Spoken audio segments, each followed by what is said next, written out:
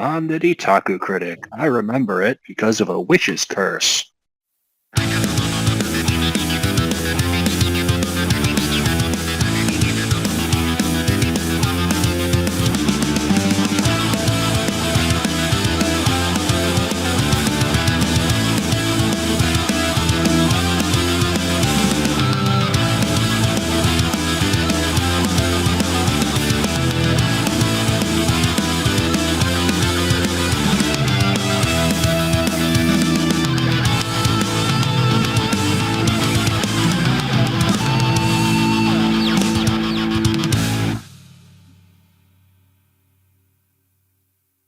Greetings, everyone. This is the Tomodachi Bros podcast, where the coolest guys ever join together to talk about stuff that they like, and on occasion, stuff that they don't like. Just on occasion. On occasion. And joining me today is, of course, Master Itaku. Alright, hello. I'm the Itaku critic, and I remember it because of a witch's curse, which means that I will always remember everything for the rest of my life, except for this 1 week in 2021. I don't know about that, but she said, don't worry about it, and I choose to believe this creepy old witch that lived in the backwoods. Beside me, and not cursed by a creepy old witch, is Professor Snek. Hello, I am here. And also, there's some kind of whimsical forest creature who I choose to believe is not actually a gnome. Whimsical forest I am creature? willingly... What? Yes. Yes, you showed a picture of a whimsical forest creature sitting on a toadstool, and you're like, this is literally me. And I'm like, okay. I'm just saying, you do play a Lalafell, and Lalafell are dangerously gnome-like. I will accept that, yes. And we also have our own cool kids table. That is correct, we do. It's a very small cool kids table. It's by necessity. One of them has a booster seat just in case. Got to be prepared. Got to be ready to include your Lala Bros. You got to get your potatoes, their booster seat. Otherwise, we're not going to be able to sit at the big kids table. I'll say that one of the coolest things I thought that came out of Shadowbringers already, one of the coolest expansions, was the fact that they had the dwarf / Lalafell only houses in the dwarf complex in Norbront. Yep. Yes. Which was funny because I didn't actually know those, like, you could actually go in those as a Lalafell. Someone had to show me. Yeah, my character being a Vieira, she just too thick to fit. To be honest, you could probably just look through the windows. I can bend down and just take a look and go, gosh, there sure are a lot of Lalafell in there. Sure is a shame that I can't go in and play a Lullaball. That's when you punt your Lalafell teammates across field goals. It's fun. Oh, and here I was thinking that you'd just start putting in, coal in there and start to, to slow roast them, and they're like, this smells good. Wait, why is there a fire? We have come to here together, apart from bullying the snot out of Clockwork, being a whimsical forest creature, magic, and, a little toadstool house. But about Mary Sue's and overpowered characters, because there seems to be a lot of them in fiction now. And it seems to somehow... It started as a fanfiction.net problem, and now it's literally everywhere problem. It predates fanfiction.net. The original was from a Star Trek fanfiction from like the 1970s. A satire of trends of the time, which goes to show that there is no date on people who suck at characterization. Basically, I suppose, what we're saying is, if you go back far enough, there's going to be very, very thirsty Mesopotamian women who are, writing cuneiform fan fiction of Enkidu and Gilgamesh and going, and then just because they were battle brothers, then they they were smooching because they're secretly in lesbians with each other. Until their overpowered OC joins in, and then, everyone starts fawning over them instead. I'm just going to say it right now. Their superpowered OC literally is the goddess Inanna. I hadn't thought of that, but you raise a very fair point. Think about it. She has pretty much every authority that she needs. She can destroy gods that are even the other Anunnaki cannot deal with. She basically is able to outthink and outmaneuver even legendary wizards. And she is super duper hot, but she's not like super duper hot. Also, everyone loves her, even though she acts like a total brat. And even her husband is like, when she dies and her soul is sent to the underworld, he's like, oh no, he's dead. So, anyways, yeah, literally that's what happens. And so then Inanna basically gets out of the underworld through a loophole, whereupon, because of her authorities as a fertility goddess, things will not reproduce or grow as long as she remains dead. So like, well, you have to find somebody else. And so that's where she starts like going through. It's like, okay, so I can't have one of my parents get killed because they're cosmic entities, and that would end like fundamental aspects of reality. And I'm not going to have my attendant because I'm definitely not cooking my own food. And so that's when she starts like going through all of her other friends, which ends up with her husband, who was not mourning her because she's an awful person. And so yes, that's where the Dumazi / Tammuz, death rebirth myth comes from. That would do it. Because just saying, guys, don't marry an overpowered OC because you might get killed and forced, to live with her older sister. Yeah, for 6 months out of the year. I think that would actually be a hilarious take on the Mary Sue concept, where it's like everything seems perfect, and like the character marries Mary Sue, and then realizes that his in-laws are all garbage. Like, would that not be the best plot twist? That would actually be really interesting. You see, actually, I guess we kind of need to define our terms a little bit. You see, dear people at home, the two of you, statistically speaking, that don't already know what we're talking about, is a Mary Sue is a character who basically has no real flaws, no real challenges. They're able to master extremely complex tasks and concepts within seconds. That they're basically just unstoppable, and they are always right and always perfect, and everyone yields to them because their opinions are always 100% correct, even when they're not. No, you don't understand. You don't understand, Professor. You don't understand. My character, Celestia, Darkness, Dementia, Cosmic Ravenway, she's too nice. People just can't help but like her because she's so nice. She gives of herself so much. That's a flaw.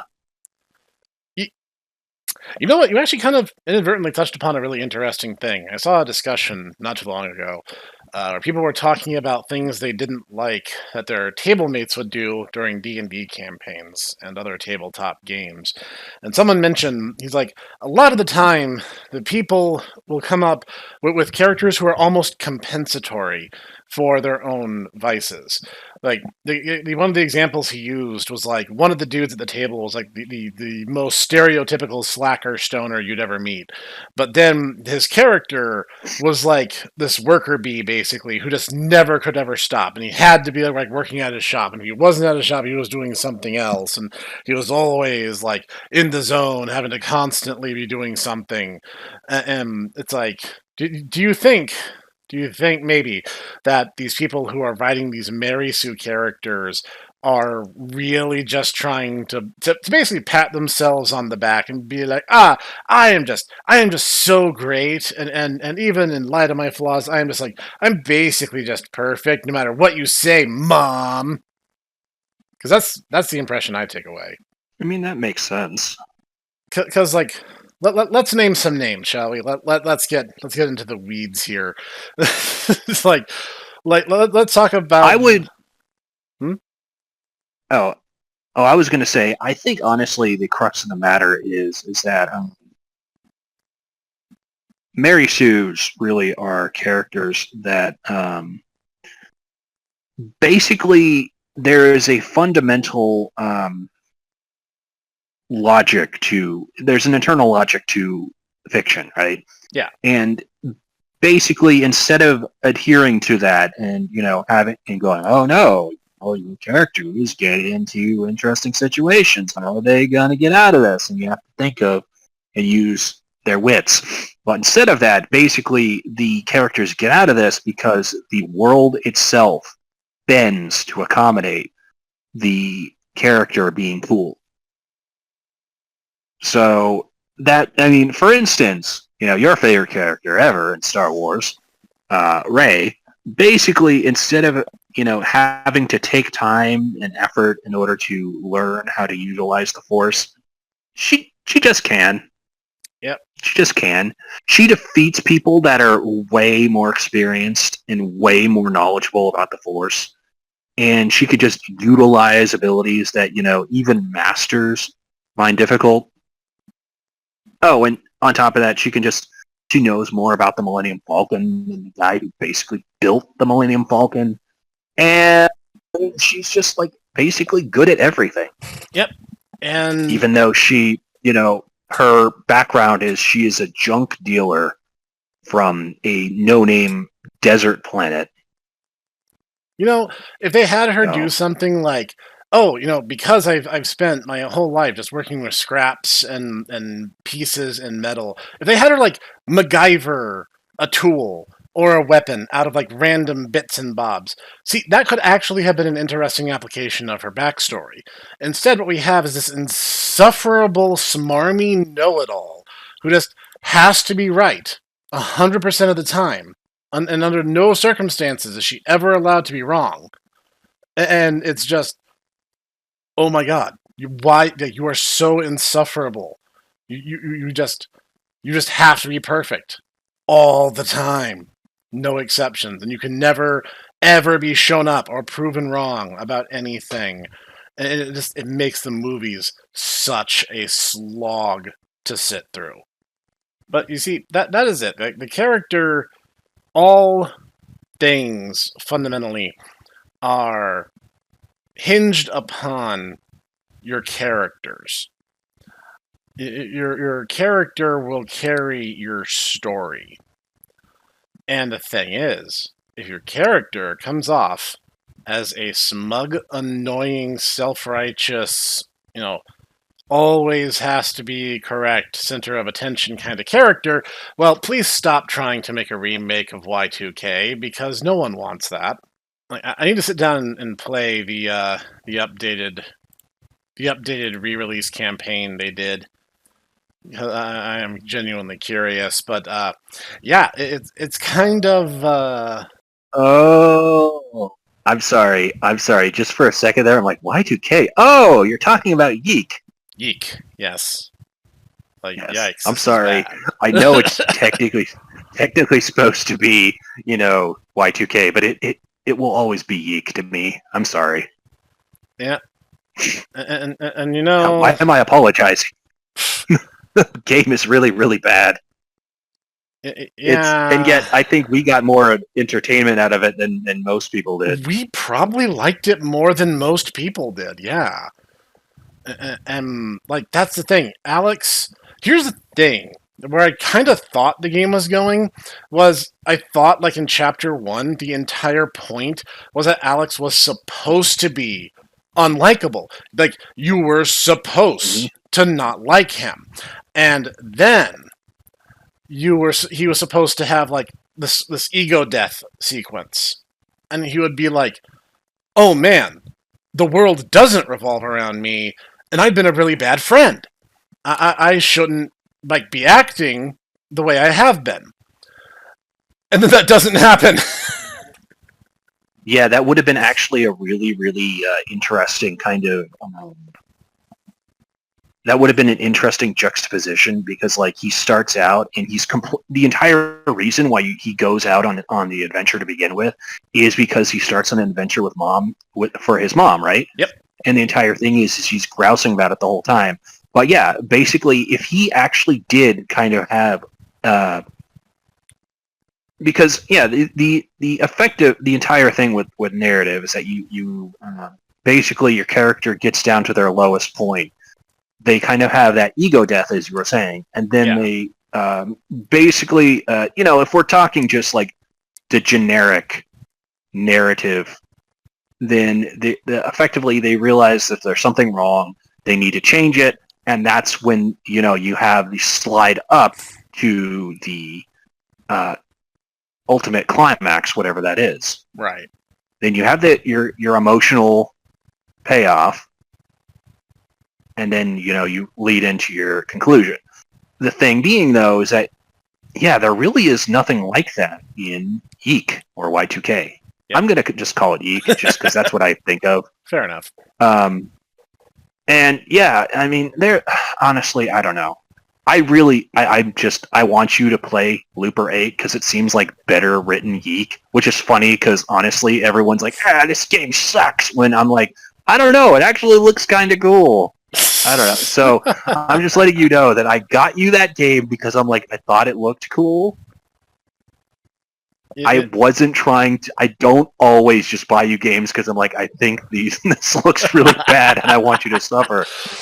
I only do that a couple times. You see, that's the thing, though, is a lot of the time they're bad in a really interesting way. Y2K would not be a fun discussion piece if there weren't some solid ideas somewhere hidden inside.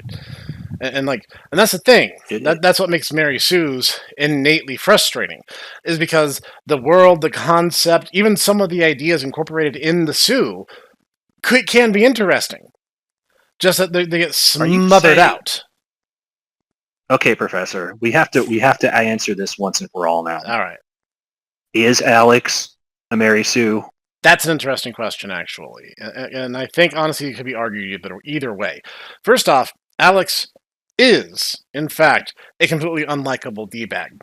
And, yeah, but, I mean, and I suppose you could argue that because he seems, weirdly resistant to, what are they called? The golden dimension hopping, not hollows. Oh, the Soul Survivors, yes. Yeah, he seems to be really resistant to them, where they seem to, cause other people to go insane / steal their souls. He's just like, what's going on? And that's all that, seems to be the problem, is he just gets really confused and, I'm a millennial, but I'm in 1995, but I'm a millennial. When technically speaking, I should be a Gen Xer. Yeah. It's drinking out of a hose. Yeah, here's the interesting thing about Alex, is honestly, Alex's best character arc happens in the ending that was cut from the game. In the original ending, or the cut ending, I don't know if it came first or not, but the point is, the cut ending has this moment where you go to the final boss encounter. Everything is the same up until the ending. You go to the final boss, and you have the regular final boss encounter with what is essentially for people who don't know or weren't bothered to play far enough. In Y2K, it's all about souls crossing dimensions and timelines, and the idea is there is a copy of every person in every different possible world. There can be differences, but one soul of one person can only exist in one place. And there are these things called the soul survivors, who are somehow removed from this system. And inexplicably, they kidnap this random waif, Sammy, who has no plot relevance. She's in your party for all of 10 minutes, and then they take her away from you. And the soul survivors kidnap her, but then you learn that this behavior is completely counter to the nature of the soul survivors. They don't do this. This isn't how they're supposed to be behaving. But here's the thing. If she crossed over into another world, there can only be one of her soul or her incarnation. And so someone else must have come in her place. And it turns out that it's, was it Bella, Stella, something like that? The angry girl who... Oh, you mean not Ramona? Yeah, not Ramona Flowers. Right. Not- Yeah. yeah. She is the counterpart to Sammy. So technically Sammy can never come back because she's from the world and basically they swap places. But then it's revealed that every soul in the multiverse is like a fragmented iteration of what they once were. And if they were to unify, they would become the perfected form of the individual. Which, paradoxically, of all characters, the first person to undergo this is Michael. And so, like, he goes from this kind of skinny, neurotic photographer kid to, like, this roided, shirtless dude who's just like, yes, I am Proto-Michael. I am the perfected incarnation of all of my souls, and I'm just ruggedly handsome all of a sudden. And I'm like, what is happening in this stupid game? Oh, man. It's implied. Here's the thing. When you go to the final boss encounter, it's implied that the final bosses are the proto-souls for Alex and Sammy. And, slash not Ramona Flowers. And you beat them. And then, in the cut ending, Alex turns to face the player and becomes cognizant of the fourth wall, and he realizes the guy he just killed was not his proto-soul. It was actually the player. And Alex actually has this moment of humility, and he's like, I'm not the perfect version of me. You are, because you guided me through this. And it's like, you are the best version of me, and you helped me get to this point, and like, I owe you everything. And he actually, like, has this genuine moment where he's just like, oh man, like, thank you, you've done so much for me, and I was completely ungrateful up to this point. And I'm like, yeah, you are correct. That is correct. You are correct, sir. Yes. And they cut that ending. They cut that ending out of the game. And what we got instead is the hero of the game dev's past work. Two brothers shows up, and he's like, I'm now going to just, like, explain the plot of the game for you. And Alex is like, who are you exactly? And he's like, no, that's not important. If you know, you know. Wink. Oh, and by the way, like, these are the proto-souls, and if you destroy them, you basically will absorb them, and you'll become the, like, proto-Alex, and you'll be, like, the perfected form of yourself. And I'm just like, oh my god, this is bad. This is really, really, really, really bad. See, the funny thing is, too, is that there's so many... It's had so many good ideas. It like does. that. That's actually a really interesting thing. And the entire... I mean, honestly, I'm just going to say it right now. The entire sequence with Rory and the fact that he's having a mental breakdown, and, the entire time Alex is like, what is going on? What is going on? And then... not Ramona Flowers is like, oh no, guys, look out! Golden Alpaca! And I think they cut that scene, that entire sequence. I need to sit down and play it. Because Yeah. in the, like, they did a complete overhaul of the campaign, and apparently some of the mechanics were changed. I haven't played it, to be fair. I need to revisit it in interest of fairness, because if they took to heart a lot of the advice that they have been given over the years, I think they actually do run the risk of creating something really good. Now, I mean, obviously some damage is done, and first impressions go a long way. But they might be able to fix it. And they're working on a sequel. I don't know if you saw this, but they're working on an honest-to-God Y2K2. YIIK too soon. YIIK harder. I don't know how they're going to sequelize it, because they literally kill off the entire cast, so it's like, I really don't know what they're going to do. Yeah, the spoiler alert. They kill every single character except Alex, and they replace them with identical copies, except they don't speak, and they're named for the name entries that you're asked to punch in at the start of the game. Oh, Istanbul, of course. So, like, is Alex and Mary Sue, like, from a story perspective, like, kind of, but from a characterization standpoint, like, he's almost like a villain protagonist. And then given that, like, the final boss is also him, like, that's hard to argue because, on the one hand, he's the villain and he's kind of the impetus of everything going wrong. So, he's just kind of the bad guy. I'll say this: the final boss telling him to SDFU is probably one of the funniest things. He's like, he just goes up to, what have you been doing? He's like, oh my god, all you do is talk. Shut up. And I'm like, thank you. Like, everyone in that Thank game you. talks entirely too much. Like that is it's maddening. Like, oh my god. But, like, could he be viewed as a Mary Sue? Yes, easily. Because not only is he the main character, he's a character who talks the most and gets the most screen time, is the only one to survive, and then because he himself is the villain, it means that he himself is the only thing that is strong enough to stop himself. So you get this weird circular angle to his Mary Sue arc. Okay, all right. Hold on. Okay, so by that very logic, though, is Cog in his old comics a Mary Sue?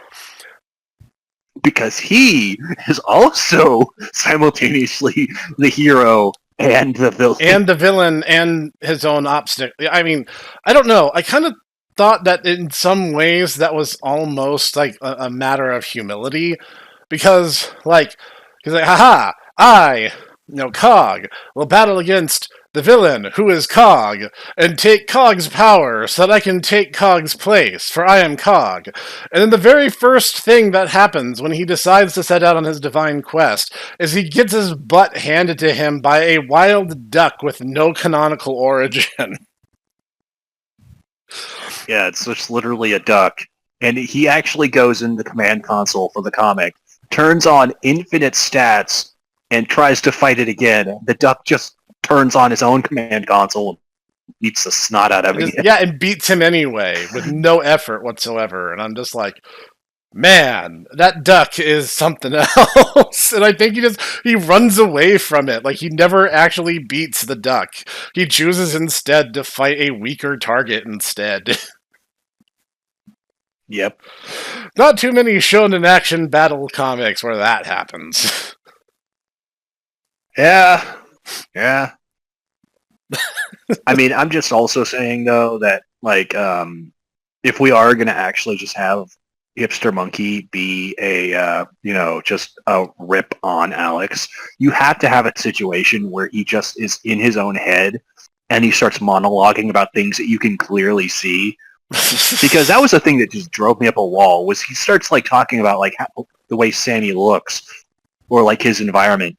And I'm like, yes, I get that. See, I can see what you can see. So you don't need to describe it to me. Yeah, it's like, not even that. Like, when he first sees the cat, he has this moment where he just goes off on this tangent that runs for like 7 real-world minutes, where he is describing a hypothetical conversation with a hypothetical person who is not present, just talking about what it must be like to be the owner of the cat. And it has no relevance to anything in the game at all. I'm just like, you ever? Okay, I have another thing, because for instance, you know, a lot of people who make video games, like David Cage and Hideo Kojima especially, you know, you get the sense that, you know, they were, you know, they really desperately want to make movies. You know, after Metal Gear Solid 4 with its 12 hours of cinematics, or, you know, the press X to Jason, that is, you know, Heavy Rain. I'm still waiting for a Heavy Rain, you know, review there, Professor. You just keep on waiting there, buddy. I kid. I really would not wish that on anyone. It's just like,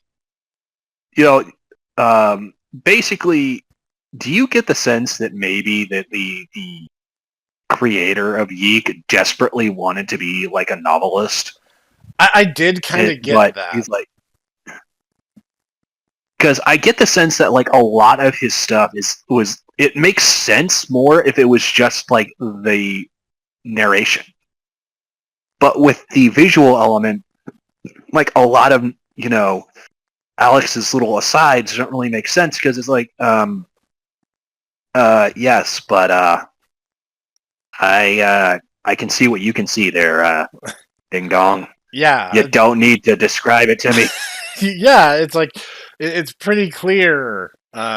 Pretty clear what's happening. You don't need to go into laborious detail. Now, you know what? I will say, Chris Niosi, the voice actor for Alex, is giving it his all.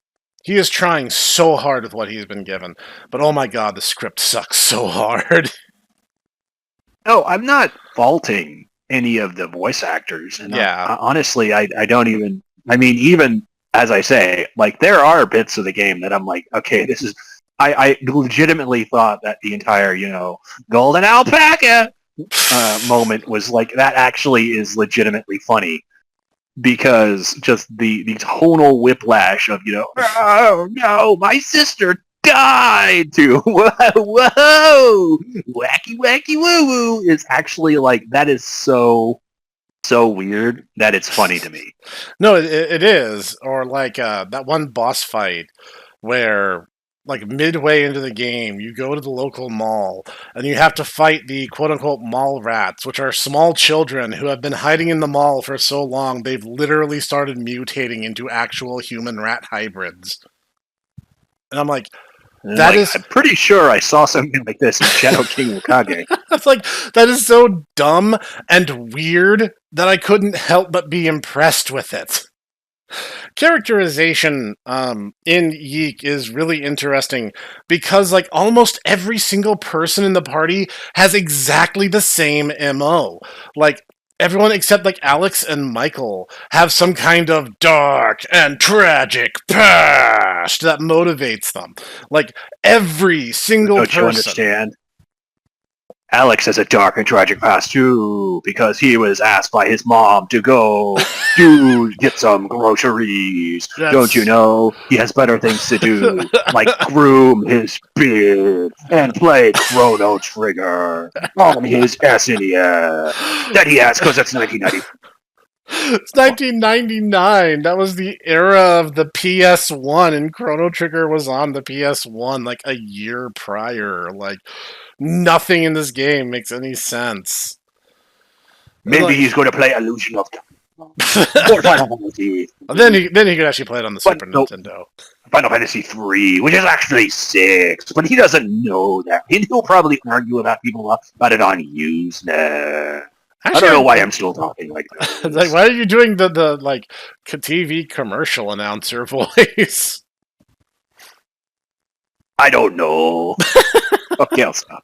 Like, yeah, like, every character except Alex and Michael are just like, we lost family, and now I'm super sad, so I'm gonna join your party because I'm super sad that I lost my family, but I have to do something, and like, we have to help you find Sammy now, because, that would be kind of like helping find our missing family, because it's such a dark and tragic past. I'm just like, oh my okay, God. Yeah, if you think about it, if you think about it, pretty much, Alex, the entire, like, first 2/3 of the story are literally like, hey, yo, I am this weird, neurotic dude. I'm looking for this Korean girl that I thought was cute, but she got kidnapped by, like, glowing alien things. You should join my party because this, Korean girl that I want to pork, might be connected to those,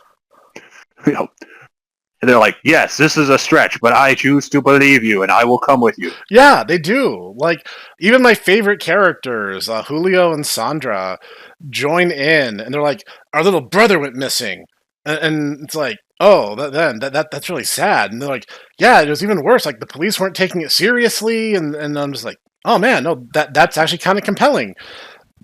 And then they try to politicize it, and I'm like, can we go back to the part where you guys were cool, and I didn't have to listen to BMW about stuff that is debatably real? Like, come on.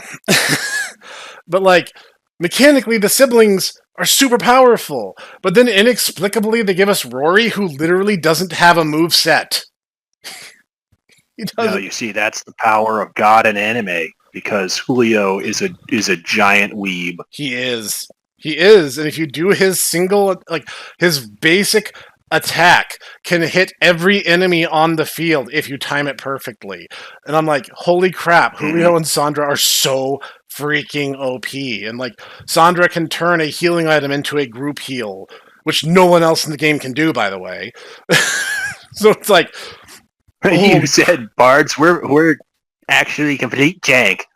Look at it now. Yeah, like that's the thing. There's good ideas. There are good ideas in Y2K, and again, I would argue we enjoyed Y2K like way more. It's like I've seen other people's reviews, and like they were like tearing into it. Like I hated everything in this game, and I'm like, not everything. Well, I mean, I think we also, we played the game, we went through it all, and then we're both like, wow, that was definitely a thing. I haven't had an experience like that since Mother 3. And then we went into it, it's like, oh, wow. The reviews are something else. And a lot of it is, basically complaining about the author being unpleasant on Twitter. Yeah, and I'm just like, you can't base your review on if the author is rude on Twitter. Either the game is good or the game is not good. Okay, yeah, all right. So we got to give the for those of you who are playing the home edition now, I'm going to give you guys a freebie to your Tomo Bros bingo card. Now that we've established about YIIK, what about our other punching bag that we always have to bring up? We brought up Ray. Right. We brought up YIIK. Yep. So what about your boy Steven? Is Steven Universe a Mary Sue? I would say yes. Here's my rationale. The thing that happens is the entire show tonally sets itself up as an action comedy. This whole thing about like these weird aliens that are on Earth, and like, oh, okay, that's really interesting. And Steven's not really much of a fighter. He's a nice guy. He doesn't really want to fight, but like he starts doing so because there's no other choice. He starts kind of like discovering his powers and his latent abilities, and I'm like, okay, perfect. That makes perfect sense. That's good. Keep doing that. And then they just add this element out of nowhere, like in season 2, I think it was, where he's just like, but my fifis get hurt. And the bad guy's like, oh, your fifis get hurt. That's so compelling. Like, that's so interesting. Like, I actually care that your fifis got hurt. And maybe I should just stop what I'm doing, like, regardless of the fact that we're supposed to be this warrior species akin to Klingons who don't really care about other species, and because, your fifis got hurt, and that's so sad, man, that you're just, like, mildly emotionally distressed by all this, and then enemies just start giving up, including the planet-busting bomb, which is a barely cognizant ball of random shattered, discarded gem parts who literally destroy a planet because they're so desperate to find their original bodies again that they just naturally expand outwards and just destroy planets, which kind of just shows how messed up these alien rock people actually are. And Steven just goes like, hey guys, let's be friends instead. And the doomsday weapon, made up of the broken minds and souls of the fallen, just go, yeah, okay. Okay. Yeah. Alright, cool. We'll do that. What is that? Legit, like, what the crap is that supposed to be? That is dumb. You had your action comedy premise, and then you threw it away so that you could have a really, really bad attempt at diplomacy that works inexplicably. If Steven was clever, if Steven found, like, oh, hey, here's why you shouldn't go to war with Earth, and gave them actual reasons, legitimate reasons, like, you know, it would be counterintuitive. Ultimately, you'd lose way more than you stand to gain. You have run the risk of infuriating superior military might. And we have all these people on Earth who are crazy and will destroy you for fun. You'll basically paint a target on your back. Like, there's any number of legitimate reasons Steven could have given where he's like, hey, maybe you don't want to do this. Or maybe he would compel to their better reason and be like, hey, no, I've heard about you. You have this history as someone who's honorable and good, and maybe you should look into yourself and think about if you're living up to your own alleged precedents. But he doesn't do that. He just gets his fifis hurt. And then the bad guys just feel bad for him and surrender. That's dumb. That show had the potential to be good and snatch defeat from the jaws of certain victory. It's kind of outstanding in that regard. So, you know what? Yeah, Steven is a Sioux, and the reason being is that the world just seems to bend around whatever's on his mind at the time, and everyone just goes along with it.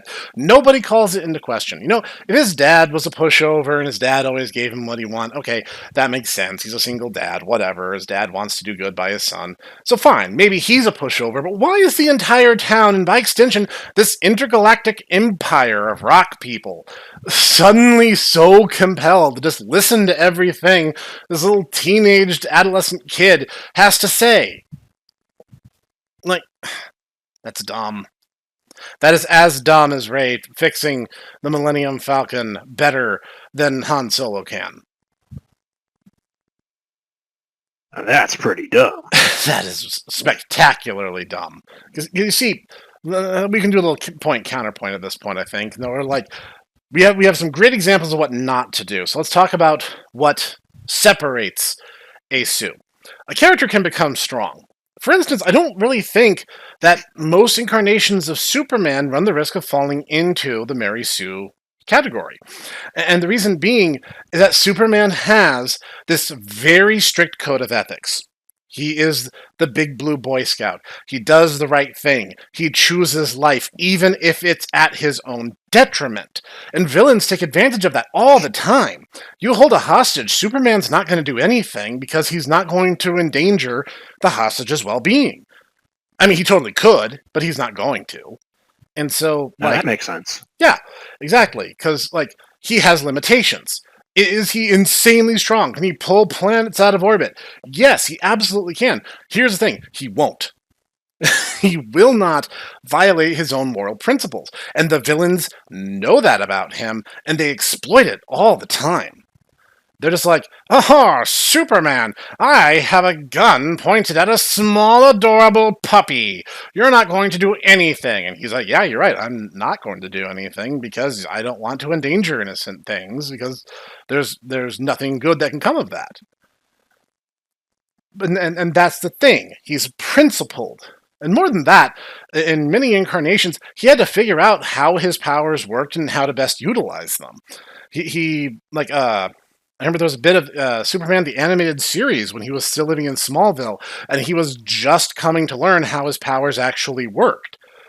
And he was like, oh man, like my reflexes are faster than I can control at times. Like it's crazy, and I have to like figure out how not to just shatter a cup in my hand while I'm drinking a glass of water. He's just trying to get by, figuring out who and what he is, but knowing that he's different, and also because he had that Boy Scout mentality, he still wanted to do the right thing. And that is, I think, what keeps Superman, generally speaking, there's some writers who do a better or worse job of it, of Superman not being a Mary Sue, despite being one of the most powerful people in the DC universe. That makes sense. Yeah. That does make sense. Yeah, and so any number of good examples. Like let's use a more weeb-ish example. Let's talk about Goku. Goku is in many times the very measure for a strong character in anime, and rightfully so. The whole thing is he wants to be stronger and be the best martial artist there is, and a lot of people have accused him of having some Suish tendencies. But broadly, I would argue no. If anything, Goku's his own worst enemy. He typically creates his own problems that he then gets to dig himself out of. Tournament of Power springs to mind. And even then, his own ambitions, he's a thrill seeker. He's an adrenaline junkie. He wants to get pushed to his limit, which is why he does kind of rock stupid things like giving Frieza energy or letting Vegeta survive or giving Cell a Senzu bean. Like, he's not smart. He is stupid as they come. But that's the point. He has his own principles, which are the principles of a martial artist who grew up in the sticks with no formal education except that was given to him by his adoptive grandfather. The character's flaws need to be able to cause them harm. Like, you can have a character who's too nice, especially if the setting is antithetical to it. Like, again, Superman lives in a world full of really nasty criminals and a lot of really bad stuff that happens like every other Tuesday. But he is the quintessential good guy. And he wants to be at the epicenter of things to try to reduce the impact in any way possible. You have Goku, who has, his martial arts credo. He wants to be strong, he wants to be skilled, he wants to be masterful, and prove it by fighting opponents who are truly great rivals. Goku, I think, would take more pleasure out of losing a fight than winning one if it showed him something new that he wasn't familiar with up to that point.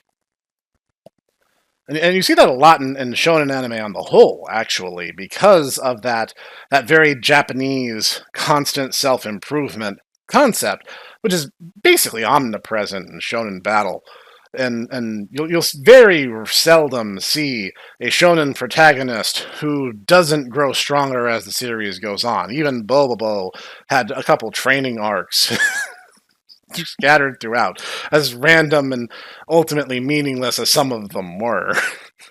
I need you to buy me, beauty. That is a good series. Bobobo is just fantastic stuff. And why Luke Skywalker is not a Mary Sue, but Rey is because Luke had to work for his results. He had to go 3 movies of kind of getting his butt kicked repeatedly to finally get to the point where people acknowledged him as the successor to the Jedi Masters. And part of that was because George Lucas didn't really have a plan in mind while writing the movies, and it shows. But you still see that hero's journey. You go see him going from moisture farmer to, hey, I have a lightsaber now. That's pretty neat.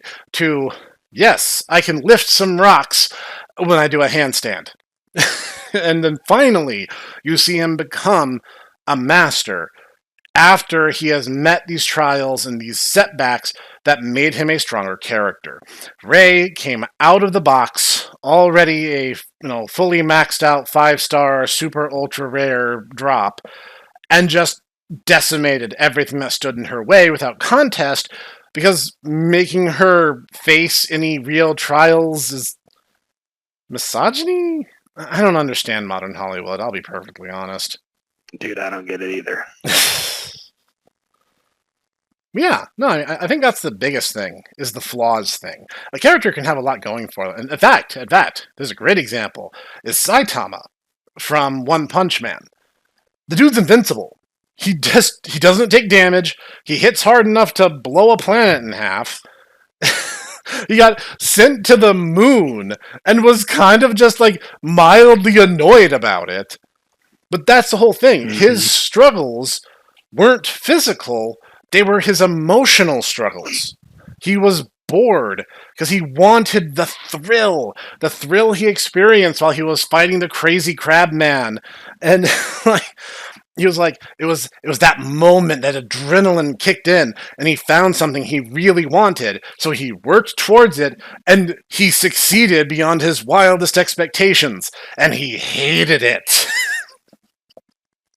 Not only is that a brilliant subversion of standard anime fare, it is a hilarious way to introduce a dilemma to the character that matters to that character's progression. Because I don't think it's up until like the Deep Sea King arc that he kind of starts even remotely treating the whole hero thing even the slightest bit seriously. And that wasn't really until he had his talk with Moomin Rider. Yeah, that's when he actually starts using the serious series moves. Then he does like the very first serious punch, and he does the serious sidestep against Speed of Sound Sonic there, like in the next conflict, which is like immediately right after that, if I remember correctly. It's been a while since I've read that comic. You need to sit down and re-binge that. Good series. Yeah, see, like, not all flaws need to be external. They can very much be internal. In fact, there was a really compelling video I saw by Literature Devil a few months ago, and he asked the question, like, can a racist character be an interesting and meaningful protagonist? And ultimately the conclusion he came to was yes, absolutely. Because if you give a character a flaw that, culturally speaking, is so severe, that gives that character room to grow and develop. And I think that's everything, really. And to see that the evolution of the character, the journey in many ways is more important than the destination.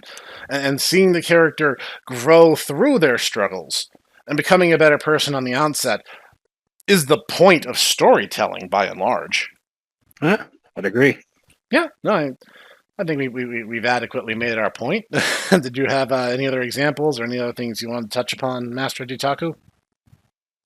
No, honestly, I mean, I kind of talked about the ones I wanted to. I find it fascinating, and I wanted to kind of hear what your thoughts were. Yeah.